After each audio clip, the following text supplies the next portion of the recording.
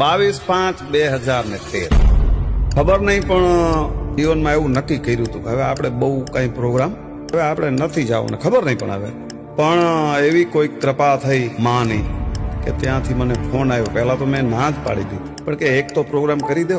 મેં કીધું ચાલો આપણી માતાજી છે તો આપણે આનંદ કરી આવી. અને સાહેબ પછી હું ભગુડા ગયો. એ તારીખ સરવાળે લગભગ 3:30-4 પરોઠની વાત છે. બ્રહ્મુહૂર્ત.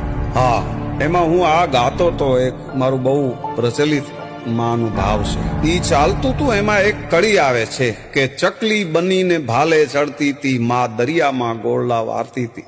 હવે આ ઈ જ સમયે રાતના પરોઠે 3:30-4 ઈ કડી મારે ગાવાની, અને અહીંયાથી ચકલી સ્વરૂપે ઈ સમય. નકર રાત્રે તો સાહેબ પક્ષી ક્યાંથી હોય, લાખો માણસોની મેદની, આમ સાઉન્ડ ના અવાજ થતા હોય, તબલા બેન્જા બધું. પણ ઈ કડી મેં જ્યાં સુધી ગાઈ ત્યાં માતાજી સ્વરૂપે ચકલી સ્વરૂપે અહીંયા સાંભળતા હતા. હા, મને આંસુ આવી ગયા કે આ તો માં જ છે. મારે એવું નક્કી થઈ ગયું. તેદી આ રૂપમાં આવી છે. કોઈને બાપ દર્શન કરવા હોય તો કરી.